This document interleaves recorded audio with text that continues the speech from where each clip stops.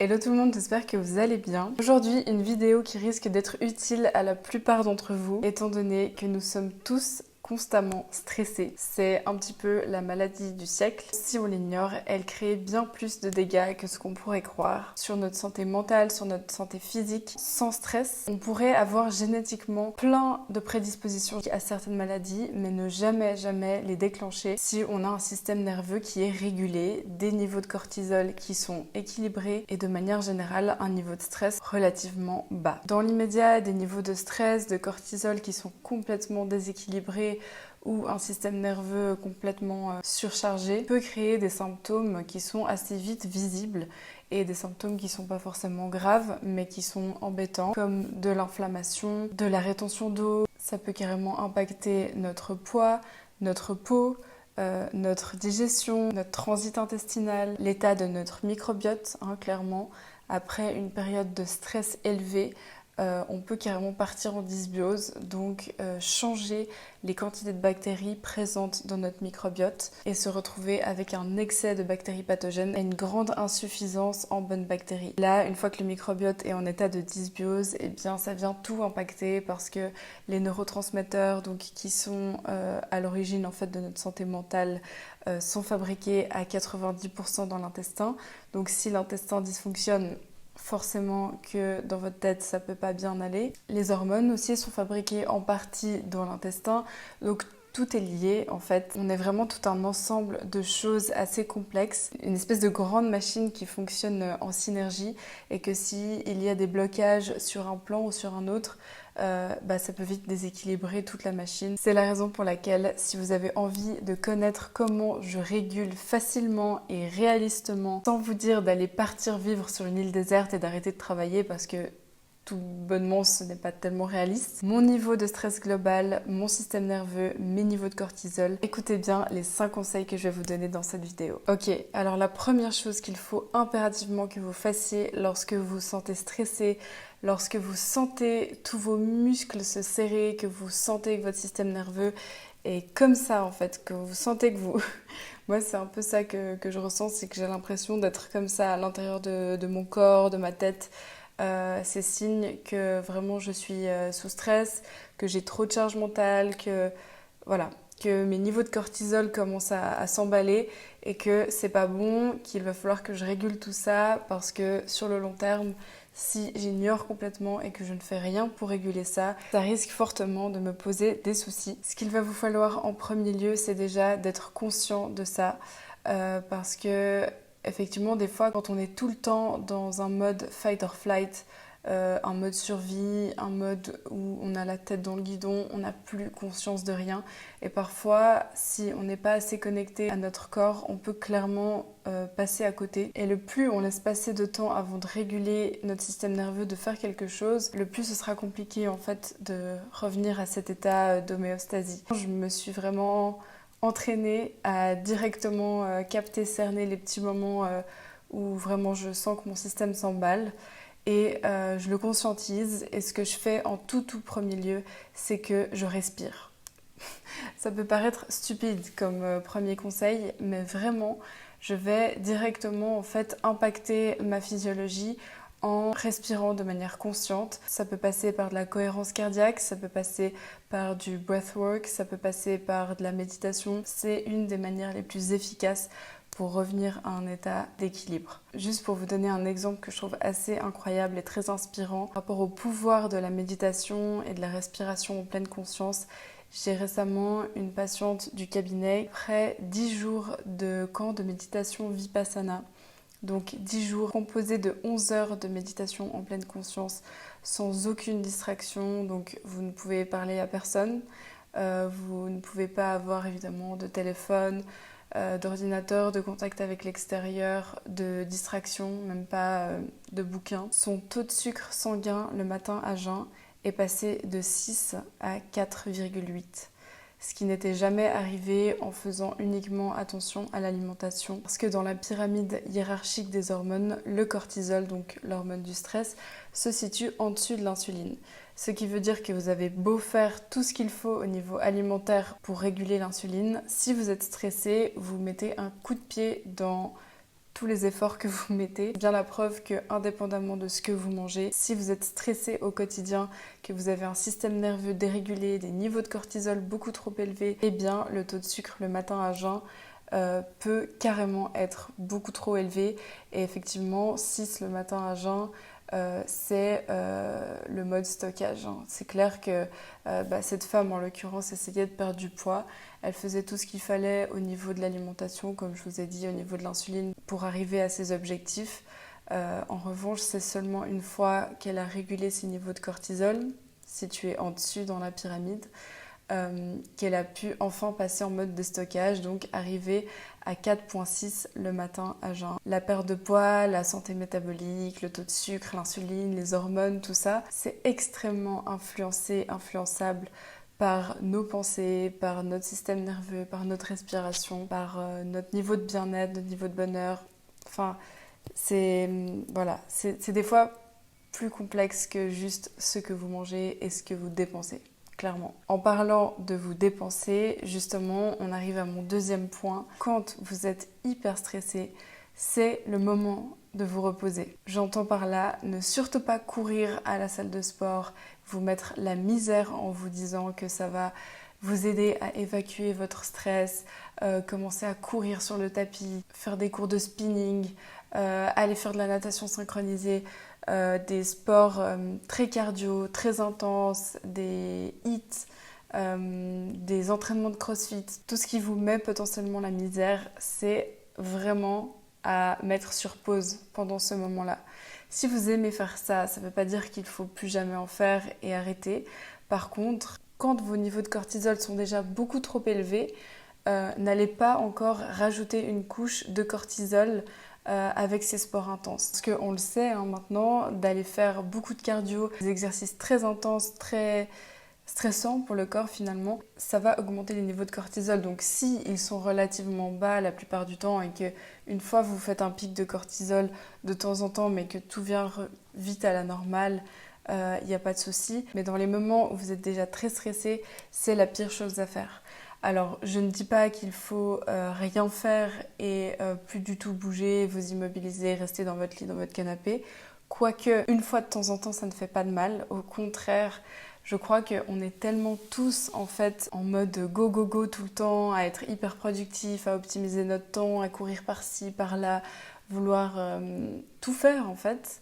Dans l'espace d'une journée, je pense honnêtement qu'il y a peu de personnes, en tout cas moi je sais aussi que c'est mon cas, qui s'accordent des fois de rester 30 minutes, 1 heure sur leur canapé, à juste ne pas bouger en fait, à lire un livre, à regarder une série, même honnêtement si c'est une série qui vous fait du bien, qui vous évade, qui est pas prise de tête, très légère et juste qui vous évade un peu, pourquoi pas, mais vraiment de temps en temps de vous autoriser ce moment-là à ne rien faire. Et c'est précisément ce que j'ai fait hier personnellement. Je suis restée, hier on était dimanche, j'ai fait un petit peu la fête samedi soir, ce qui est rare, hein. Je crois que ça m'a aidée à m'autoriser pour la journée de hier de ne pas faire grand chose en fait. Et c'est compliqué pour moi, c'est un sacré exercice de me dire ok, tu vas rien faire de productif et tu as totalement le droit. Et je suis passée du lit à mon canapé, je suis quand même sortie prendre l'air un petit peu, j'ai fait une petite marche autour de chez moi, mais vraiment j'ai pas fait grand chose et je sens aujourd'hui que c'est bon quoi, je suis rechargée et là je sens que mon énergie elle a quadruplé. On se rend pas compte mais notre corps physique des fois à courir partout, à jamais se poser, il va vraiment en fait être stressé. Moi je vois que les jours où je cours partout et que je prends pas 2 secondes pour me poser 5 minutes, je fais de la rétention d'eau, je gonfle, j'ai énormément de rétention d'eau dans les jambes, alors que les jours où j'y vais plus tranquillement et je prends le temps de faire des pauses un petit peu de temps en temps et juste de reposer mon corps physique aussi. Tout d'un coup, j'ai l'impression de perdre toute l'eau, tous ces fluides en fait qui stagnent dans mon visage, dans mes jambes. Tout d'un coup, c'est comme si tout part en fait dès l'instant où je fais une sieste. Honnêtement, combien d'entre vous s'autorisent à faire des siestes ? Je pense pas beaucoup, hein. Autorisez-vous à faire une sieste, autorisez-vous à lire un livre 1 heure sur le canapé. Je sais que c'est difficile et je sais que voilà, on trouve toujours des excuses parce qu'on n'a pas le temps. Mais s'il vous plaît, prenez ce temps-là. Si vous arrivez à prendre 1 heure pour aller vous démonter au CrossFit, et ben une fois, prenez 1 heure lire sur votre canapé. Ça paraît complètement fou, mais moi, en tout cas, dès l'instant où j'ai arrêté de faire du cardio et du sport vraiment intense, j'ai vraiment perdu beaucoup d'eau et beaucoup d'inflammation et de fluide en fait que je retenais dans mon corps. La troisième chose que je mets systématiquement en place aussi dans ces moments-là, changer mon système de pensée. C'est tellement facile de se laisser emporter dans une rumination de pensées négatives lorsque notre système nerveux est stressé. C'est normal, hein, c'est physiologique. Si vous vous sentez beaucoup plus négative lorsque vous êtes stressé, c'est totalement normal. Par contre, essayez de vous rappeler que vous avez le pouvoir sur vos pensées. Vous pouvez choisir de changer vos pensées. Et c'est quand même super puissant au final de savoir ça. Ça peut mettre un petit peu de résistance hein, parfois lorsqu'on est dans cet état-là. Mais honnêtement, une fois que vous travaillez sur vos pensées, moi ce que j'aime particulièrement, je vous en ai déjà parlé, c'est l'EFT. C'est ce principe de vous taper les 7 points là sur le corps, comme ça, en vous répétant certaines affirmations en fait, même si vous les croyez pas sur le moment, même si voilà, ça vous paraît ridicule, etc. Je vous promets, ça fonctionne vraiment. C'est le meilleur moment, en fait c'est là que vous en avez le plus besoin et c'est souvent là qu'on en a le moins envie. Par exemple, si vous êtes hyper stressé, je sais pas pourquoi ça pourrait être. Imaginons que vous avez une semaine avec beaucoup de choses. Vous avez, je sais pas, vous recevez de la famille à la maison, vous avez énormément de travail, vous devez ranger toute votre maison, vous devez en plus de ça continuer à aller faire vos cours de pilates, à manger bien, à faire de la cuisine, etc. Et vous avez des problèmes personnels avec votre conjoint. Enfin bref, imaginons, vous vous sentez dépassé, surpassé, le soir ou le matin, ou les deux même, c'est encore mieux.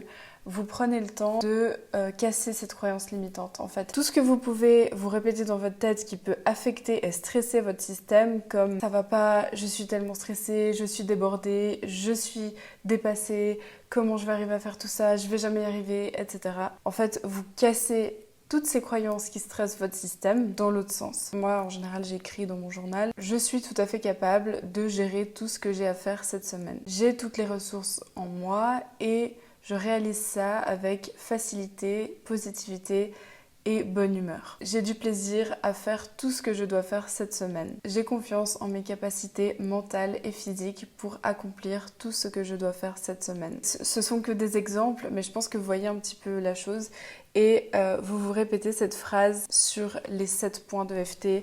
Donc ça, vous tapez avec le bout des doigts, le bout des ongles, si vous avez des longs ongles comme moi.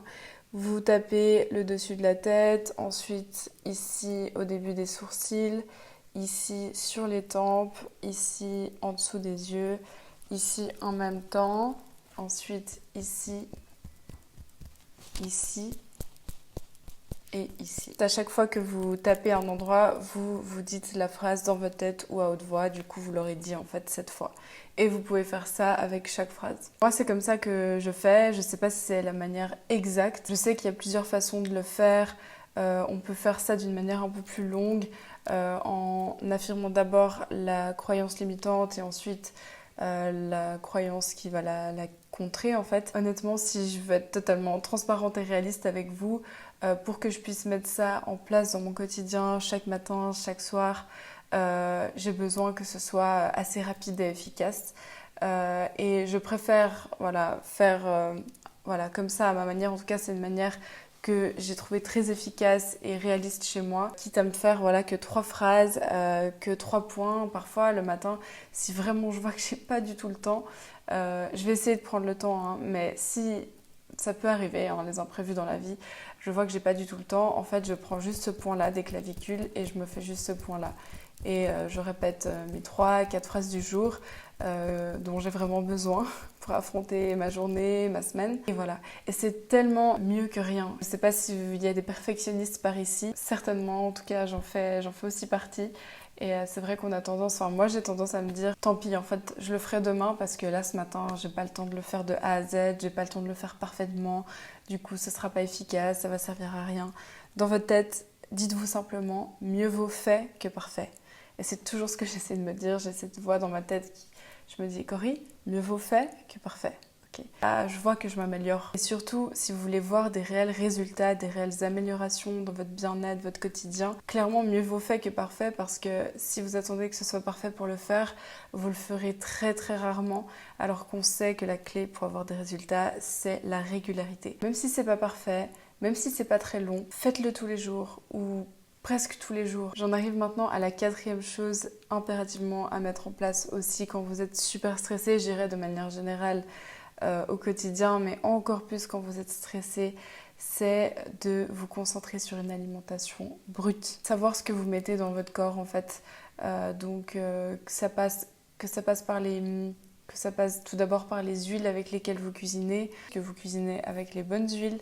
Concentrez-vous à équilibrer vos assiettes avec des légumes, une source de protéines idéalement animale et une source de glucides de la nature comme des pommes de terre, des patates douces, du quinoa, du sarrasin, un fruit. En fait, c'est un petit peu comme le sport. Par exemple, si vous voyez que quand vous êtes stressé, vous avez tendance à prendre du poids, un des premiers réflexes, ce sera, comme je disais par rapport au sport, ce sera d'aller faire des cours de spinning, ce sera vite d'aller faire des cours de HIIT, des cours de crossfit. Parce qu'on se dit je suis en train de prendre du poids donc vite il faut que ça cesse donc je vais aller me mettre la misère au sport, je vais me restreindre dans mon alimentation, je vais faire du jeûne intermittent, je vais faire de l'alimentation cétogène et en fait ça ajoute encore plus de stress au stress que vous viviez déjà. Donc le jeûne, l'alimentation cétogène, les entraînements sportifs très intenses, c'est ok, mais quand vous êtes complètement régulé, quand votre système nerveux est régulé, quand vos niveaux de cortisol sont bas et surtout pas quand c'est tout le contraire en fait. Je l'ai vu sur moi-même, les périodes où j'ai pris du poids parce que j'étais trop stressée, ça a empiré quand je me suis dirigée vers une alimentation restrictive ou plus de sport et j'ai perdu le poids quand je me suis reposée, que j'ai fait comme sport uniquement de la marche, du pilates, du yoga et plus de méditation, d'EFT et une alimentation pas restrictive. Donc je n'ai pas coupé toutes sortes de glucides, je n'ai pas jeûné. Si vous êtes dans cette phase de stress, la meilleure chose que vous puissiez faire déjà le matin, c'est de manger dans l'heure qui suit votre réveil. Ne pas attendre plus d'une heure une fois que vous êtes réveillé et de manger un petit déjeuner composé de 30 grammes de protéines. Une des manières les plus simples pour moi, c'est d'utiliser de la poudre de protéines végétales, idéalement biologique et brute, de bonne qualité, sans arôme, sans additifs, sans sucre ajouté. Ça, mélangé à mon yogourt coco nature, c'est la façon la plus simple et la plus plaisante pour moi d'avoir mes 30 grammes de protéines dès le matin. Et c'est vrai que pour le système nerveux, commencer sa journée avec 30 grammes de protéines, c'est ce que vous pouvez faire de mieux pour votre corps, au lieu de jeûner jusqu'à midi. N'oubliez pas que si vous ajoutez encore plus de stress, donc encore plus de cortisol, à cause d'une alimentation restrictive, vous allez dérégler l'insuline et donc vos hormones sexuelles comme votre taux d'œstrogène, de progestérone. La progestérone ne pouvant pas cohabiter avec le cortisol, elle va se tailler et votre corps va vous rendre automatiquement plus résistante à l'insuline. Pour vous mesdames, en pensant faire bien avec du jeûne et de l'alimentation cétogène, parfois vous rendez en fait les choses pires. En revanche, on s'entend quand je vous dis une alimentation pas restrictive, je n'entends pas par là commencer à manger des biscuits, du chocolat, des chips, tout ça. Je vous ai dit, on reste sur une alimentation brute avec les bons ingrédients. Des aliments, des ingrédients qui vont servir votre corps et non le desservir. Qui vont vraiment vous nourrir, vous apporter des vitamines, des nutriments, des fibres, des protéines pour vous aider au mieux à réguler votre corps et lui apporter tout ce dont il a besoin. Et c'est vrai que certaines personnes, ça me fait ça aussi parfois, avec des niveaux de cortisol constamment trop hauts, ne ressentent même plus la faim. Alors certaines personnes, justement, ça va leur élever tellement l'insuline qu'ils auront tout le temps envie de manger. Et d'autres personnes, ça va carrément leur couper la faim. Et le fait de louper des repas ou de manger très peu souvent, ça va empirer le stress perçu par votre corps et vous serez dans un espèce de cercle vicieux. Finalement, la 5e chose que j'adore, qui est un petit peu du luxe et un bonus, on va dire, Si vous n'avez pas ça, honnêtement, vous n'en avez pas besoin. Mais c'est un petit plaisir que j'ai personnellement, c'est la thérapie à la lumière rouge. Je vous l'ai montré dans mon dernier vlog, à la fin de mon dernier vlog, que c'est une routine maintenant que j'ai chaque matin et chaque soir. C'est que je fais ma méditation devant ma lumière rouge. La lumière rouge a de nombreux bienfaits comme diminuer justement l'inflammation dans le corps, augmenter la circulation des fluides, la circulation sanguine, réguler les niveaux de cortisol. Donc dans le quotidien stressant, c'est un outil fabuleux et c'est quelque chose qui m'apaise énormément. Si jamais ça vous intéresse, je vous mettrai le lien dans la description de cette vidéo de celle que j'ai achetée, dont je suis très satisfaite, et ce n'est absolument pas un partenariat ou une affiliation, je ne touche rien dessus, donc c'est vraiment un avis sincère. Écoutez, c'est tout pour cette vidéo les amis. Honnêtement, c'est un sujet qui me passionne tellement que je pourrais encore vous en parler pendant des heures et aller bien plus loin, mais je vais m'arrêter là pour aujourd'hui. Si ça vous a plu, n'hésitez pas à me le dire dans les commentaires, je me ferai une grande joie de vous lire. Je vous dis à bientôt dans la prochaine vidéo. Ciao!